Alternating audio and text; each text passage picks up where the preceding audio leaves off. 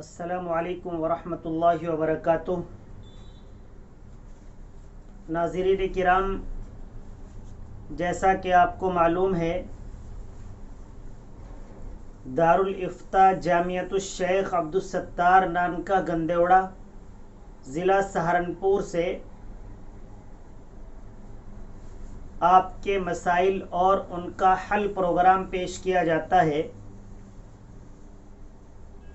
آج کے پروگرام کے سلسلے کی پہلی کڑی ہے بزرگان دین علماء کرام کے ساتھ رضی اللہ عنہ کا استعمال کیسا ہے۔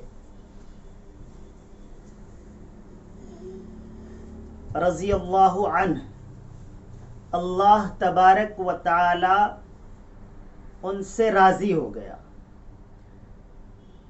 تو یوں تو اگر دیکھا جائے تو یہ ایک جملہ ہے، دعائیہ جملہ، جو بھی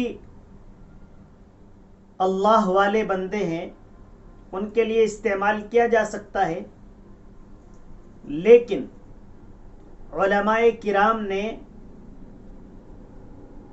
رضی اللہ عنہ اور رحمت اللہ علیہ کی دو کنڈیشنز طے کی ہیں۔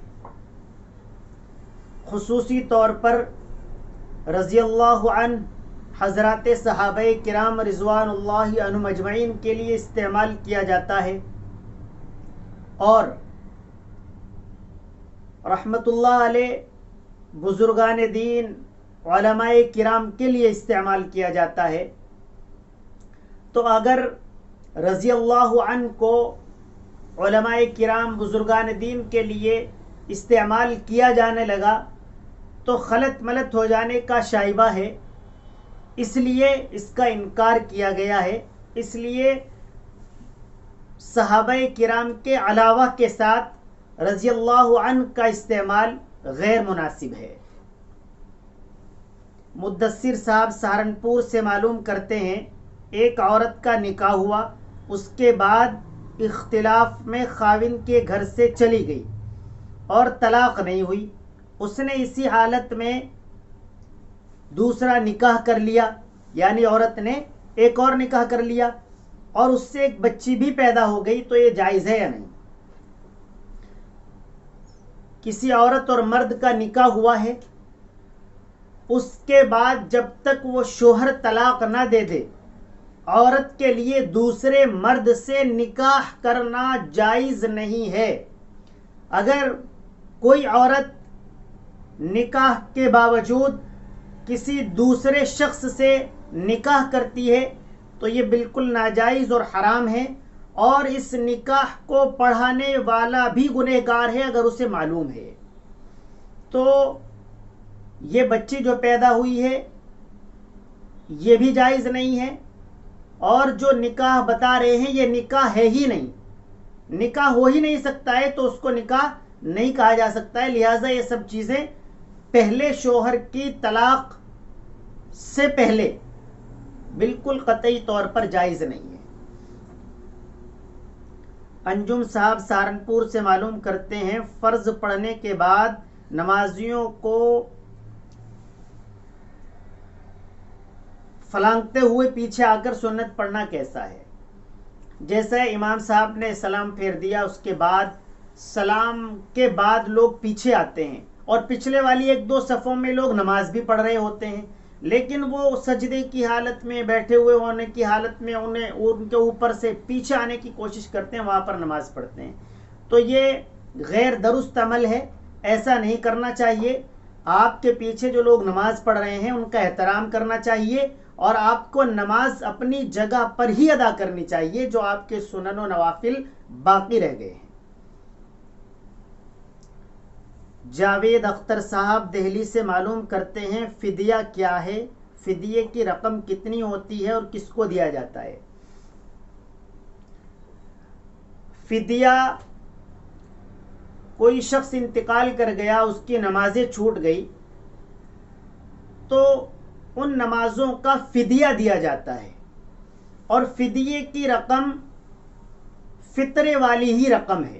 جو رمضان مبارک میں صدقہ فطر ادا کرتے ہیں وہ جس کو فطرہ کہتے ہیں، جو رقم اور جو اناج اس کے لیے طے ہے وہی فدیے کے لیے طے ہے، اور جن لوگوں کو فطرہ، جو لوگ فطرہ لیتے ہیں یعنی جو زکوٰۃ اور صدقات کے مستحق ہوتے ہیں، وہی لوگ فدیے کے بھی مستحق ہوتے ہیں، انہیں وہ دیا جاتا ہے۔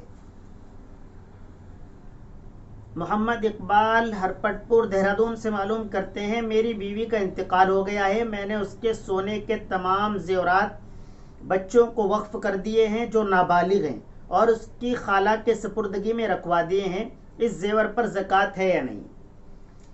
دیکھیے جناب، نابالغ بچوں پر زکوٰۃ نہیں ہے۔ جو لوگ بالغ ہیں اور ان کے پاس نصاب کے بقدر سونا چاندی یا پیسے ہیں، ان لوگوں پر زکوٰۃ ہے، نابالغ بچوں پر زکوٰۃ نہیں ہے۔ شمس الاسلام صاحب علی گڑھ سے معلوم کرتے ہیں، بچے کو دودھ پلانے کی حد کیا ہے؟ بچے کو دودھ پلانے کی حد 2 سال ہے، یعنی 24 ماہ، لیکن اگر بچہ کمزور ہو اور مزید ضرورت محسوس کی جائے تو اس کو 6 ماہ اور پلائی جا سکتی ہے، یعنی 6 ماہ کے لیے اور 6 ماہ اور پلا کر اس کو پورا 2.5 سال کیا جا سکتا ہے، اس میں کوئی حرج کی بات نہیں ہے۔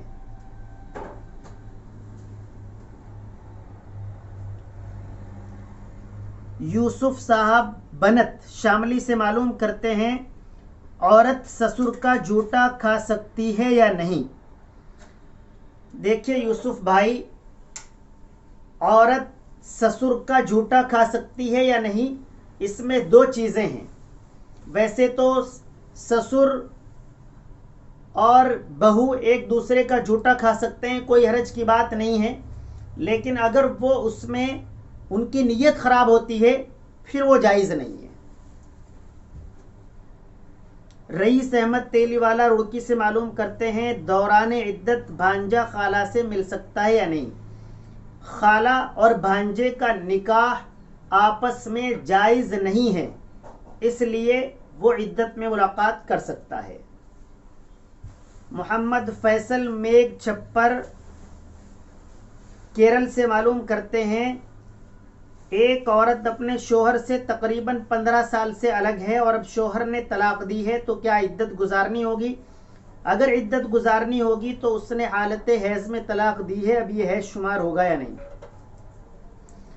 2 سوال اس میں ہیں کہ 15 سال کے بعد طلاق دے رہا ہے تو عدت ہوگی یا نہیں؟ جی جناب، 15 سال کے بعد اگرچہ طلاق دی جا رہی ہے، عدت عورت کو کرنی ہوگی۔ دوسرا سوال ہے، حالت حیض میں طلاق دی ہے تو جو 3 حیض عدت ہے، یہ والا حیض جس میں طلاق دی ہے یہ عدت میں شمار ہوگا یا نہیں؟ جی نہیں، جس حیض میں طلاق دی ہے وہ عدت کے اندر شمار نہیں ہوگا، اس کے بعد جو حیض آئے گا وہ پہلا حیض ہوگا، اس کے بعد دوسرا اور اس کے بعد تیسرا، اور وہ تکمیل عدت ہوگی وہاں پر۔ بہت شکریہ سامعین کرام، آپ اپنے سوال ہمارے یوٹیوب کمنٹ باکس میں بھیج سکتے ہیں اور ہمارے واٹس ایپ نمبر پر بھیج سکتے ہیں۔ بہت جلد آپ کے سوالات کے جوابات کا انتظام کیا جائے گا، آپ کو جواب دے دیا جائے گا بذریعہ واٹس ایپ، بذریعہ یوٹیوب چینل AHI میڈیا۔ آپ ابھی رمضان مبارک قریب ہے، رمضان مبارک کے تعلق سے جو بھی آپ معلومات کرنا چاہتے ہو تو آپ کر سکتے ہیں۔ بہت شکریہ، السلام علیکم ورحمۃ اللہ وبرکاتہ۔